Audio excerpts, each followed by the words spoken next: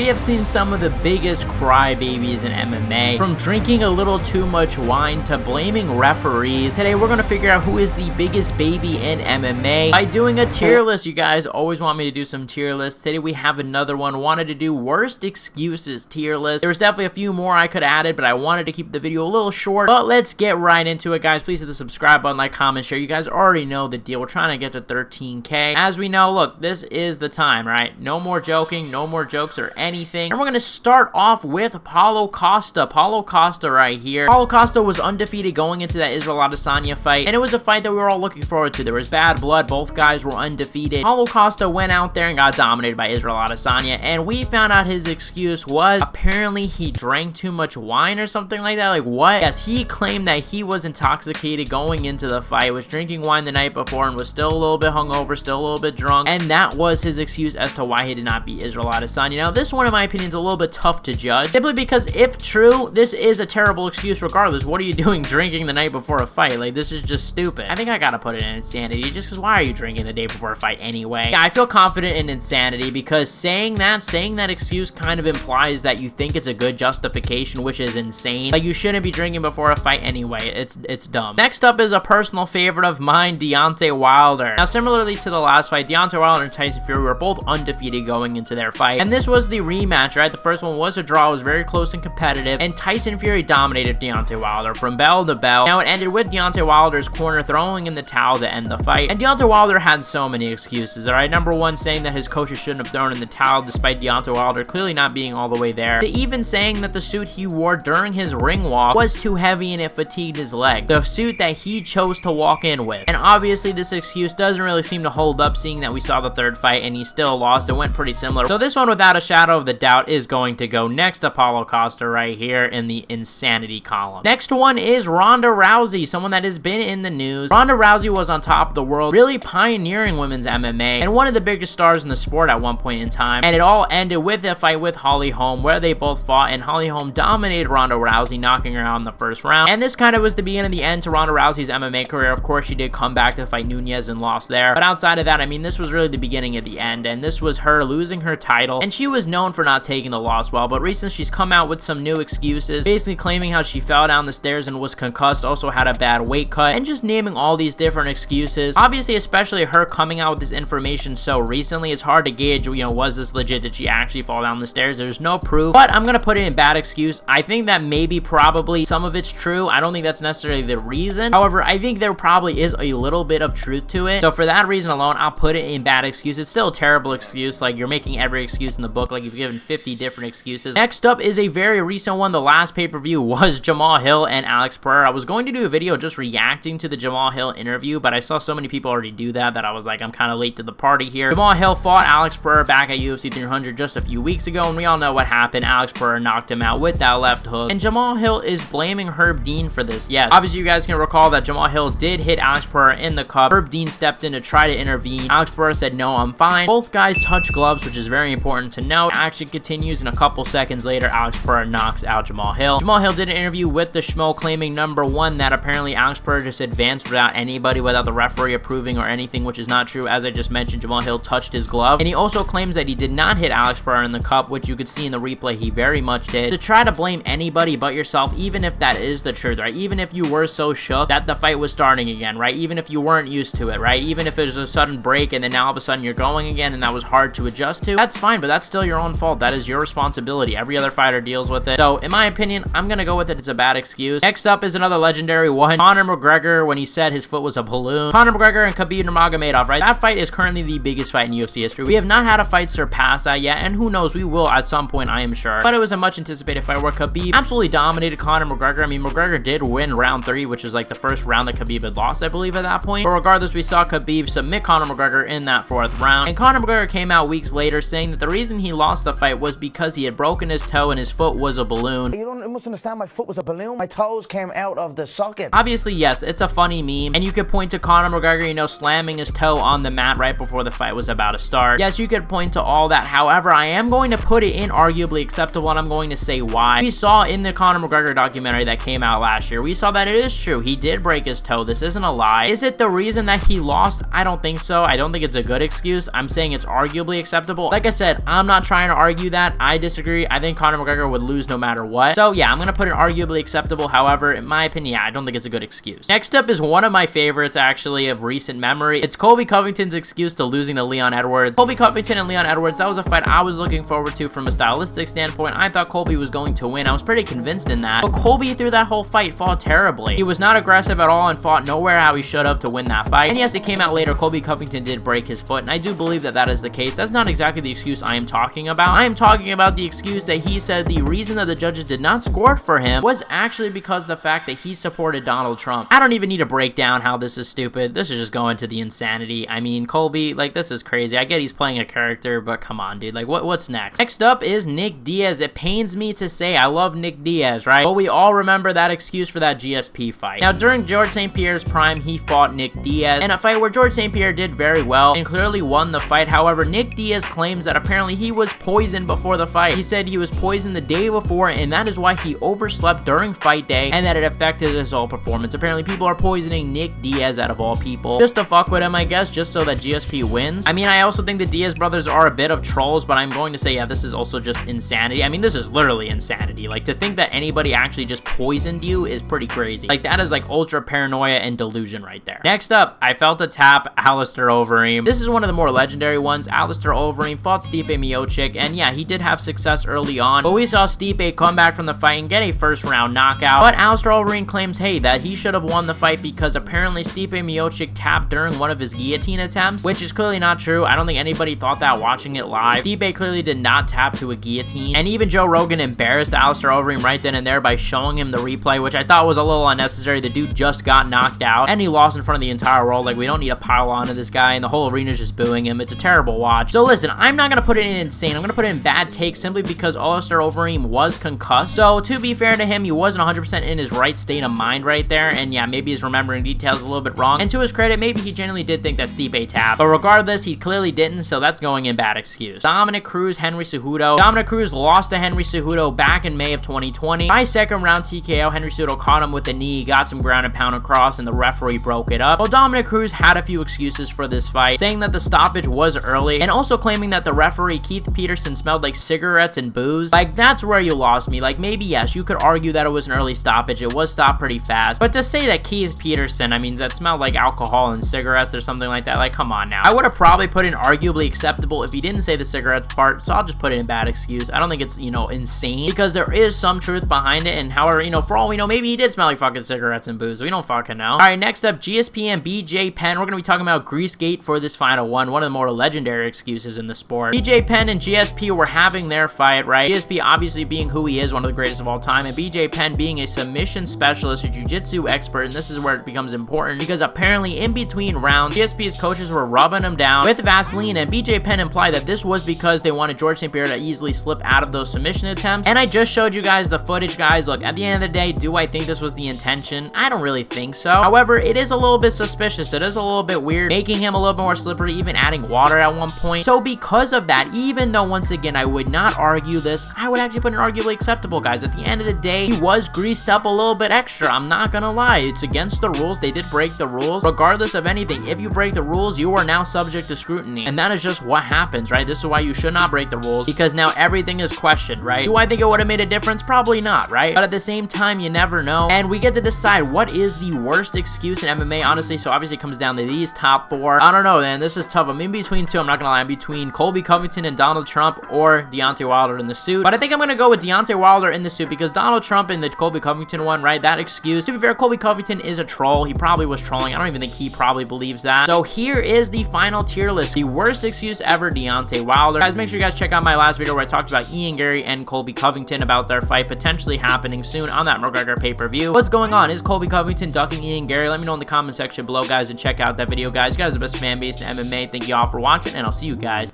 in the next one.